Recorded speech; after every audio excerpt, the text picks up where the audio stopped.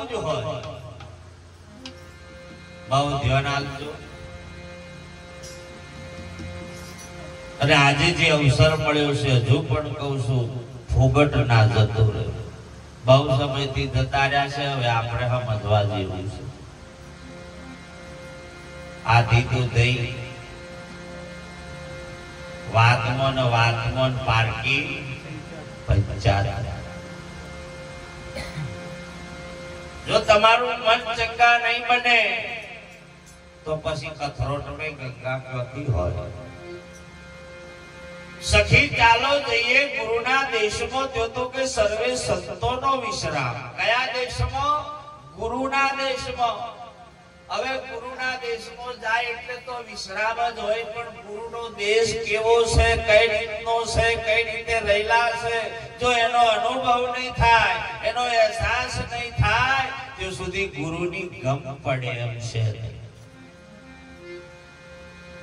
અને આ રીતમાં જ્યારે આપવું જ હોય તો આપણામાં પડેલી જે બંદી પડી છે, દારૂ, તાડી, ચોરી, જુગાર, માંસાહાર, પરનારીનો સંગ, વિષય વ્યસનને વેમ, આ વસ્તુ જો સુધી આપણામાં છે ત્યાં સુધી ગુરુના દેશમાં તો શું બાપ, પણ એના ચરણમાં જવાની પણ આપણી તાકાત છે. હા, ઓ માઈન્ડ મળી લઈએ એટલે આપણે નક્કી થઈ જાય કે હું ગુરુના દર્શન કરી ચૂક્યો. ના, એના ચરણમાં જવું ને તો લોઢાના સણાશે ભાઈ. એના શરણમાં જતો રહે તો સાહેબ એનામાં પછી સમજી લો કોઈ કરવા પણ રહેતું. પણ જો ઊભું રહ્યું એટલે સમજી લો કે હજુ ગુરુનું શરણું તમારે મારે બાકી છે.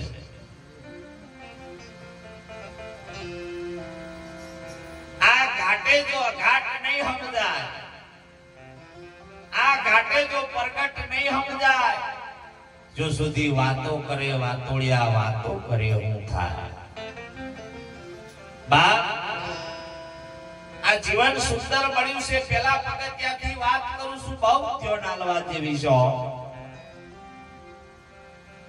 પેલા જેને આપણને આ સુંદર કાયા આલી છે,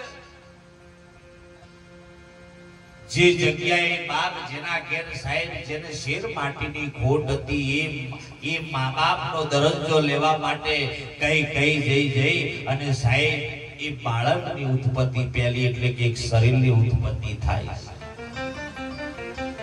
જો આ જગતમાં મા બાપ ના હો તો તમે ને અમે આ જગ્યાએ આ શરીર ધારણ કરીને ના આયા હોય. એટલે સંતો કહે છે જો તમારે ભક્તિ હાથી જ કરવી હોય તો પહેલું વંદન માતા પિતાને કરતો શીખીએ. જો સાહેબ એ કરતો થઈ જાય તો સમજી લો કે હવે તમારી શરૂઆત થઈ છે. કેવું અને કરવું એ આપ જમીનનો ફરક છે. સાહેબ જેને મા બાપે દુઃખ વેઠ્યું છે ને તો એ મા બાપને ખબર છે. હા, વાને આજથી શરૂઆત છે. મહેનત મજૂરી કરી અને સાહેબ એક બાળક માટે જો સાહેબ ડેરે જે દીવા કરતી જે નથી જળ જેવું છે છતાં પણ સાહેબ વિશ્વાસ રાખી અને એક બાળક માટે સાહેબ ભગવાન જોડે જો માંગણી કરતી હોય એક માં,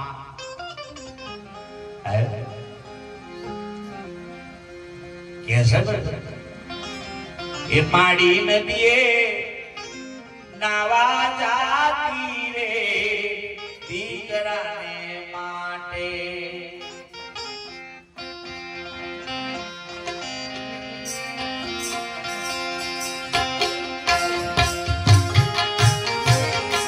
શરૂઆત કરી છે ભજનથી. છેલ્લા ગુરુના દેશથી આપણે જવાનું છે. એટલે પહેલું વખત છે આજે જો જીવન બહુ ઉતાર હોય તો ઉતારી લઈએ છે. તમારા મનનો સંકલ્પ નિકલો પૂરા થયા હોય એને પૂર્ણ વિરામ કરી અને ગુરુના દરબારમાં આવવાનો અવસર છે આજે હોય. એ માડી નદીએ નાવા જાતી રે દીકરાને માટે.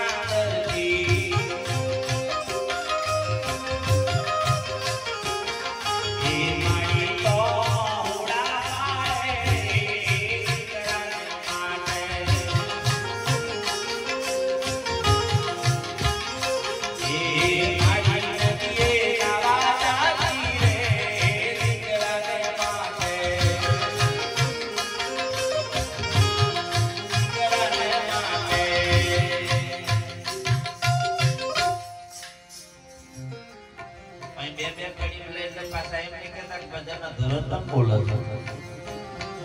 ઘણી જગ્યાએ તો અહીં રહોડું બનાવ્યું, તપેલામાં ડાર છે, આખા બેહી ગયે પણ હવા તો ના જ આવે.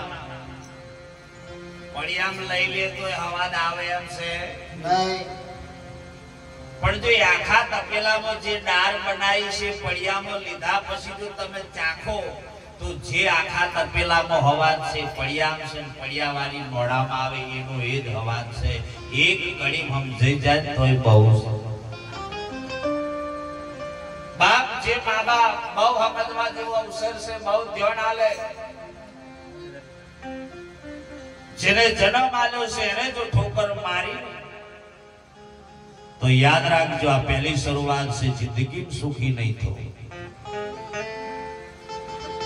કે બાપ જેને જો આ શરીર જો સુંદર કાયા ના આલી હોત તો તમે સદગુરુનું શરણું પણ કઈ રીતે સેવી શકવાના હતા.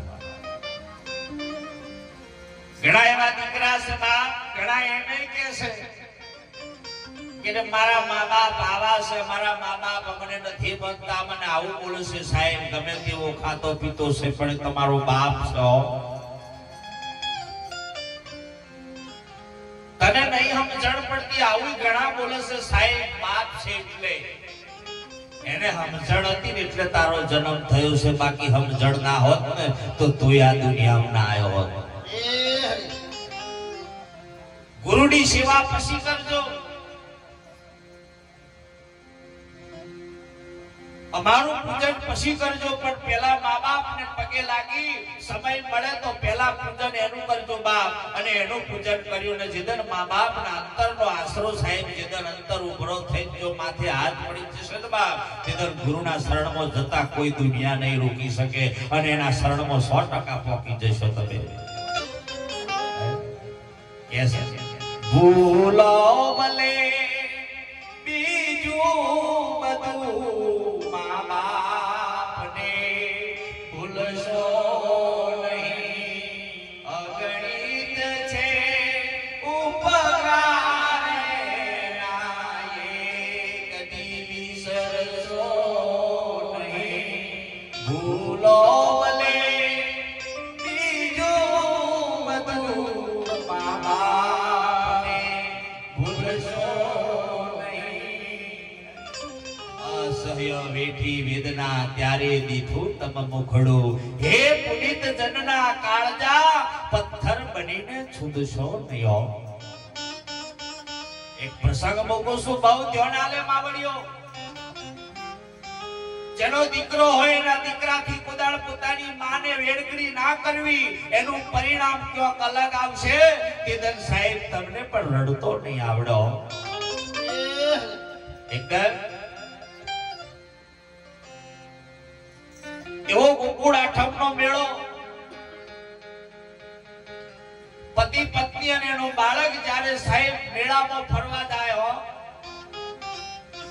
અને મેળામાં ફરતો ફરતો એક બાજુ તમે જો એટલી બધી ભીડ અને એમાંથી બાળકનો હાથ છૂટી જો સાહેબ પોતાની માથી વિગરો થયો. બાળક એની માને હોદે છે, એની માં એના બાળકને હોદે છે. હોદતા જઈને રડે બાપ, બાળક રડે, એક બાજુ માં રડે. એક બાજુ બાપ હોદે છે મારો દીકરો કયો જો, એક બાજુ એની માં કહે છે મારો દીકરો કયો ગયો. લોકોને આજીજી કરી કાલા વાલા કરે અને રડતી જાય.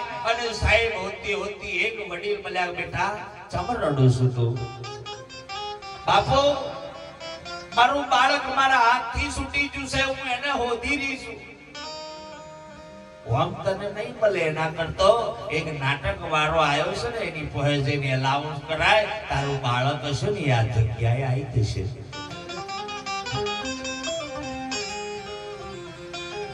અને સાહેબ જયારે એનું એલાઉન્સ થયું, બાળકને લઈને એની માએ એટલી બધી ભેટ કરી, એટલી બધી રડી. કેટલી એને સાહેબ ગાલે બચીઓ કરી લીધી, એને ભેટી જઈ એટલી બધી રડી. તારે એક બાજુ એ પત્નીનો પતિ એક બાજુ ડહકે ડહકે રડે, અને સાહેબ રડે તારે એની ધર્મ પત્ની કે તમે આટલું બધું ચમ રડો છો? આપણો લાલ મળી ગયો, એમાં હવે તો ના રડવાનું હોય. 100 સુંદર જવાબ આલ્યો છે એના પતિએ. ભાવ જીવનમાં જો ઉતારવું હોય તો ઉતાર લેજો માવડિયો. જે વહુ બનીને આવી છે એ પણ લક્ષમાં લઈ લે. અને એટલો જવાબ આલ્યો કે તું જે આજે તારું બાળક જો 1 કલાક વેગરું પડી એમાં જો તું આટલું બધું રડી જઈ તો તે મારી માથી મને 4 વર્ષ એટલો રાખ્યો છે તો મને કેવું થતું હશે એનો વિચાર કર્યો કે તારા બાળક માટે જો 1 કલાક તું ના રહી શકી હોય તો મારી માં માટે હું 4 વર્ષ એટલો રહ્યો તો મારી માને કેટલું દુઃખ થતું છે, મને કેટલું દુઃખ થતું છે એનું તે તારણ કાઢ્યું. આ જીવન જીવવાની રીત પહેલા કહી રહ્યો છું બરોબર ધ્યાન લો અને પછી સદગુરુની વાતની શરૂઆત કરીએ. આ જીવન તમને મોગા મૂલનું મળ્યું છે બાપ. આ અવસર ફરી નહીં મળે. સંતો કે છે આવો મનખો મળ્યો છે મોગા મૂલનો, તેનો કરજો ને વિચાર. ગુરુ મહારાજ વગડે આવે ને બા તારે પોતાના મા બાપને જય ગુરુ મહારાજ બોલજો. રાગ આવે તો એના પગમાં પડી અને સાહેબ પછી ગુરુના દરબારમાં જજો. સાહેબ ગુરુ એટલો પ્રસન્ન થઈને તમને આશીર્વાદ આલશો. આજે અહીં આગળ એમને વખાણ નથી થતા બાપ, હું મારા વખાણ નહીં કરું, પણ સાહેબ મા બાપને પગે લાગ્યા વગર આ જગ્યાએ બેહવાનો પણ મારો અધિકાર નથી. પહેલું વંદન માત પિતાને કરીએ, બીજું વંદન સદગુરુને કર્યો. જે દીકરા યુવાન વર્ગ હોય એ પણ હોબરે. એવું માની બેઠો છું કે મારા માટે કોઈ નથી. ઘણા આવા સંગમાં સંગ દોષમાં પોતાના મા બાપનું પણ ભાન ભૂલે છે. જેને જન્મ આલ્યો છે એની કદર ના કરતા તો કઈ જિંદગી તમે સુખી થશો?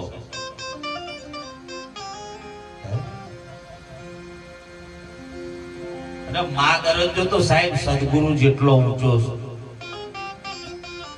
અને આ રીતમાં જ્યારે માનો દીકરો હોય પોતાની માં આગળ જો એક દીકરો દારૂ પીને જાય તો એ માને પણ કેટલી વેદના થાય ને. એ માને ખબર છે કે મારો દીકરો આવો કપટ પાક્યો. દારૂ તો રાક્ષસ નો વ્યસન છે ભાઈ. રાક્ષસ માણસ ના પી શકે. તમે વિચાર કરજો મારા બાપ પીવો એનાથી મને કોઈ વાંધો નહીં, પણ તે ખોટો વિચાર કરીને એટલું વિચાર કરી લેજો કે બાપ હું જે દારૂ પીને જઉં છું એમાં મારો પરિવાર રાજી છે, મારો પરિવાર ખુશી છે કે હું આ પીવું છું એમાં મારો બાળક કેટલો રાજી છે, મારા મા બાપ હકે ખાઈ શકે કે નહીં ખાતા એનો થોડો વિચાર કરજો. સદગુરુ તમને સત્ય રાહ પર એટલા માટે લઈ જાય કે તમારું જીવન ધૂળધોણી ના થઈ જાય. એટલા માટે સદગુરુ મહેનત કરી રહ્યો છે. ગુરુ સાહેબ ઉદારાકારી નિરાકારી જે છે ને એ મહત્વનું છે. સદગુરુ શબ્દ સ્વરૂપા નથી કોઈ દેહ દેદારી. દેહથી તો સાહેબ આચાર્યનું પદ નક્કી થાય. સદગુરુ તો સૌથી અલૌકિક છે અને એને જેને મોને એનો મહિમા મોટો છે.